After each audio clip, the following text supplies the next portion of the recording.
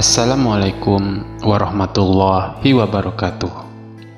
Sahabat beriman yang dimuliakan Allah Subhanahu wa taala. Berikut ini adalah tanda di mana Allah Subhanahu wa taala sedang menghapuskan dosa-dosa yang pernah kita lakukan. Apa saja tanda tersebut? Mari kita simak videonya.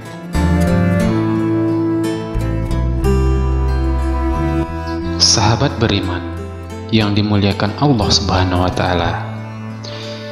Kita sebagai manusia pasti pernah melakukan perbuatan dosa, baik perbuatan dosa yang disengaja maupun yang tidak disengaja. Semuanya itu akan kita pertanggungjawabkan kelak di hadapan Allah Subhanahu wa taala di hari akhir atau hari pembalasan. Jika amalan dosa kita lebih berat, maka kita akan dimasukkan ke dalam neraka. Sedangkan jika amalan pahala kita lebih berat, maka kita akan masuk ke dalam surga. Ketahuilah bahwa Allah Subhanahu wa taala Maha Pengasih dan Maha Penyayang kepada setiap hambanya. Maka dari itu, Allah Subhanahu wa taala memberikan kesempatan untuk selalu bertaubat agar Allah menghapuskan dosa-dosa yang telah kita perbuat, dan Allah akan memaafkan kesalahan-kesalahan hambanya. Sebagai manusia biasa, tentunya kita tidak akan pernah tahu pasti jika dosa-dosa yang telah kita perbuat telah dihapuskan oleh Allah Subhanahu wa taala. Namun Allah Subhanahu wa taala sungguh maha baik. Allah Subhanahu wa taala memberikan beberapa tanda untuk hambanya jika sesungguhnya dosa-dosa yang telah dilakukan atau diperbuat hambanya tersebut sudah dihapuskan. Berikut ini adalah beberapa tanda jika Allah Subhanahu wa taala sudah menghapuskan dosa-dosa hambanya. Tanda yang pertama adalah hamba tersebut akan diuji dengan sakit. Sakit adalah salah satu ujian dari Allah Subhanahu wa taala yang diberikan kepada hambanya. Sakit juga dapat menjadi penggugur dosa. Dari Ummul A'la berkata, Rasulullah Shallallahu Alaihi Wasallam mengunjungiku ketika aku sakit. Lalu beliau bersabda, "Bergembiralah wahai Ummul A'la, sesungguhnya sakitnya seorang muslim dijadikan oleh Allah Subhanahu wa taala untuk menghilangkan kesalahannya dengannya, sebagaimana api menghilangkan karat emas dan perak."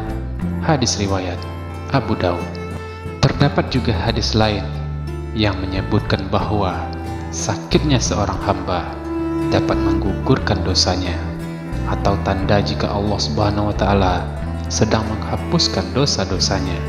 Tidaklah seorang muslim ditimpa suatu musibah berupa sakit atau lainnya, melainkan Allah Subhanahu wa taala akan menggugurkan dosa-dosanya dengan sakitnya itu, sebagaimana sebatang pohon yang menggugurkan daun-daunnya. Hadis riwayat Bukhari dan Muslim. Jadi, selain ujian atau musibah, sakit juga menjadi bentuk peringatan sekaligus nikmat dan anugerah dari Allah Subhanahu wa taala. Oleh karena itu, orang-orang sakit hendaknya mengintrospeksi dirinya sendiri dengan banyak bertaubat, berdoa, berzikir, dan berikhtiar agar sakitnya segera diangkat. Selain itu, sakit dapat menjadi kesempatan bagi seseorang untuk memperbanyak ibadah dan doa kepada Allah Subhanahu wa taala. Hal ini sejalan dengan hadis Rasulullah Shallallahu alaihi wasallam yang menyatakan bahwa orang yang sakit akan mendapatkan pahala yang sama dengan orang yang sehat jika ia tetap memperbanyak ibadah dan doa kepada Allah Subhanahu wa taala.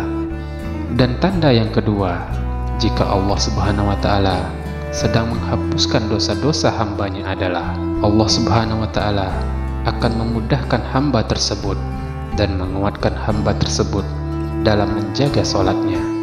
Hal ini biasanya akan terlihat jelas di waktu sholat subuh. Jika Allah Subhanahu wa taala menolong hambanya tersebut dan memudahkan hambanya tersebut untuk bangun dan melaksanakan sholat subuh, itu adalah tanda-tanda dari Allah Subhanahu wa taala jika hamba tersebut dosa-dosanya sedang dihapuskan oleh Allah Subhanahu wa Ta'ala. Sayyidina Umar bin Khattab berkata, salah satu tanda Allah Subhanahu wa Ta'ala mencintai seorang hamba, dosanya sudah dimaafkan Allah Subhanahu wa Ta'ala dan kesalahannya dihapuskan Allah Subhanahu wa Ta'ala adalah Allah akan memudahkan dia semakin kuat menjaga sholatnya. Maka lihatlah dari sholat subuhnya, karena sesungguhnya subuh adalah penentu awal yang baik. Sholat subuh menjadi hal yang begitu berat untuk dilakukan, butuh perjuangan ekstra untuk dapat melakukan kewajiban tersebut. Terkadang beberapa orang melewati waktu subuh karena tidak bangun pagi untuk melakukannya. Padahal sholat subuh menjadi salah satu kewajiban bagi setiap umat Islam dan memiliki keutamaan yang luar biasa. Diriwayatkan oleh Bukhari Muslim, sesungguhnya sholat yang paling berat dilaksanakan oleh orang-orang munafik adalah sholat Isya dan sholat subuh.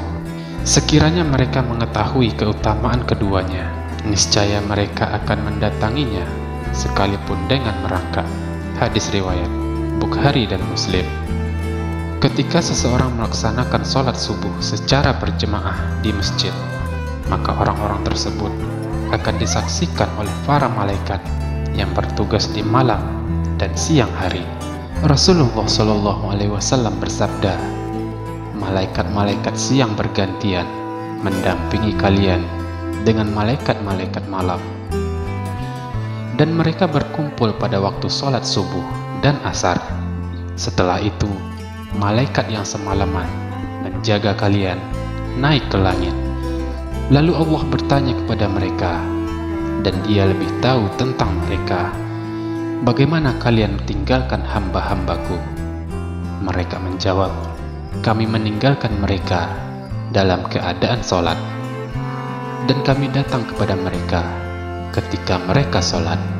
Hadis riwayat Bukhari. Keutamaan lainnya yaitu akan dilapangkan rezekinya. Suatu ketika Nabi Muhammad SAW tengah melaksanakan sholat subuh. Setelah selesai, beliau kembali ke rumah dan mendapati putrinya Fatimah yang masih tertidur pulas. Kemudian beliau membalikkan tubuh Fatimah dan kakinya, lalu mengatakan sesuatu kepada putrinya tersebut. Hai Fatimah, bangun dan saksikanlah rezeki Rabbmu, karena Allah membagi-bagikan rezeki para hambanya antara sholat subuh dan terbitnya matahari. Hadis riwayat Baihaqi. Sahabat beriman yang dimuliakan Allah Subhanahu wa Ta'ala, itulah beberapa tanda jika Allah Subhanahu wa Ta'ala sedang menghapuskan dosa-dosa hambanya. Mudah-mudahan ini bisa jadi bahan renungan bagi kita semua. Marilah kita bersama-sama untuk meningkatkan keimanan dan ketakwaan kita kepada Allah Subhanahu wa Ta'ala. Semoga kita semua selalu dalam lindungan Allah Subhanahu wa Ta'ala. Amin. Allahumma amin. Assalamualaikum warahmatullahi wabarakatuh.